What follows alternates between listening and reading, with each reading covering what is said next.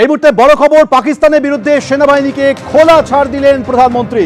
পাকিস্তানের বিরুদ্ধে সেনাবাহিনীকে খোলা ছাড় দিয়েছেন প্রধানমন্ত্রী। আপনারা জানেন যে প্রধানমন্ত্রী বাসভবনে আজ জরুরি বৈঠক হয়। সিডিএস ছিলেন, প্রতিরক্ষা মন্ত্রী ছিলেন, সেনাবাহিনী সশস্ত্র বাহিনীর আধিকারিকরা ছিলেন। এবার জানা যাচ্ছে পাকিস্তানের বিরুদ্ধে সেনাবাহিনীকে খোলা ছাড় দিয়েছেন প্রধানমন্ত্রী। পাকিস্তানের বিরুদ্ধে সেনাবাহিনীকে খোলা ছাড় দিয়েছেন প্রধানমন্ত্রী। আজ বিকেলেই প্রধানমন্ত্রী বাসভবনে গুরুত্বপূর্ণ জরুরি বৈঠক হয়। সেই বৈঠকে প্রতিরক্ষা মন্ত্রী যেমন ছিলেন, পাশাপাশি ছিলেন জাতীয় নিরাপত্তা উপদেষ্টা অজিত দোভাল, ছিলেন CDS chief of defence staff, পাশাপাশি ছিলেন 3 সশস্ত্র বাহিনীর প্রধানরা।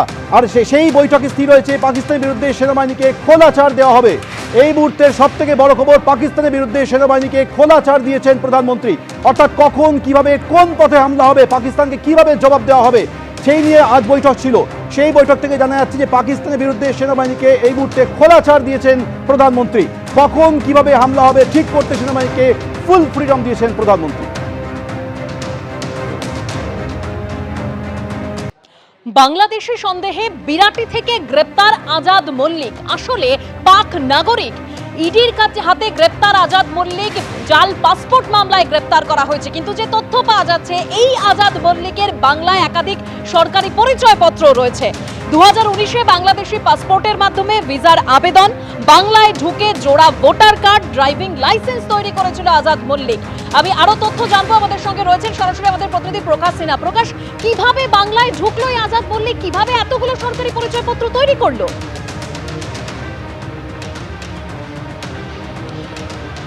দেখো, এটাই কিন্তু এখন সবচেয়ে বড় প্রশ্ন, যার তদন্ত শুরু করেছেন ইডি আধিকারিকরা। এবং তোমার মনে থাকবে, আজ থেকে 15 দিন আগে যেদিন বিরাটিতে তার বাড়িতে পৌঁছে গেছিলেন ইডি আধিকারিকরা, সেদিন কিন্তু আমি সেখানে ছিলাম এবং প্রতিবেশীরা যেটা দাবি করছিলেন যে কয়েক বছর ধরে সেই বিরাটির বাড়িতেই কিন্তু আজাদ মল্লিক থাকতো এবং তারপরেই তাকে গ্রেপ্তার করা হয়। জাল পাসপোর্ট র্যাকেটের সঙ্গে সে যুক্ত ছিল দাবি করা হয় ইডির তরফে, এবং ইডির দাবি ছিল যে সে কিন্তু বাংলাদেশের বাসিন্দা। আজকে তাকে ফের যখন কোর্টে তোলা হয়, মামলার শুনানি চলছিল, ইডির তরফে কিন্তু চাঞ্চল্যকর অভিযোগ বা দাবি করা হলো। ইডির আইনজীবী তিনি কোর্টকে জানালেন যে তারা গত 14 দিন ধরে যে তদন্ত চালাচ্ছেন, সেই তদন্ততে উঠে এসছে যে আজাদ মল্লিক যে বহু বছর ধরে এই রাজ্যে থাকছে, বাংলায় থাকছে, সে কিন্তু আদতে পাকিস্তানের বাসিন্দা। মূলত সে কিন্তু পাকিস্তানি ন্যাশনাল, এমনই দাবি কিন্তু ইডি তরফে করা হলো।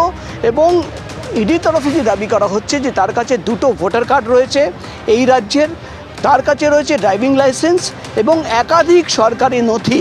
তুমি জানো, এর আগে কিন্তু হাওয়ালা লিঙ্কের কথা বলা হয়েছে ইডি তরফে, বলা হয়েছে পাসপোর্ট র্যাকেটের সঙ্গে সে যুক্ত রয়েছে। এবং আজকে ইডি তরফে দাবি করা হচ্ছে যে সে কিন্তু মূলত পাকিস্তানের বাসিন্দা এবং বিদেশ থেকে যারাই আসতো তাদের কিন্তু জাল ডকুমেন্ট তৈরি করে দেওয়ার কাজ সে করত এবং তার অ্যাকাউন্টে 2,62,00,000 টাকা আছে। এবার সবচেয়ে বড় প্রশ্ন দুটো, একটা, তার কাছে এই সরকারি নথি কোথায় থেকে আসলো, সে যদি পাকিস্তানের বাসিন্দা হয়।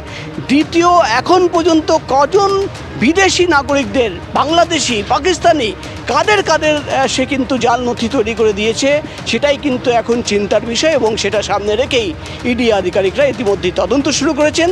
তাকে আবার নতুন করে নিজেদের কাস্টাডিতে নিয়েছেন ইডি আধিকারিকরা। ধন্যবাদ প্রকাশ।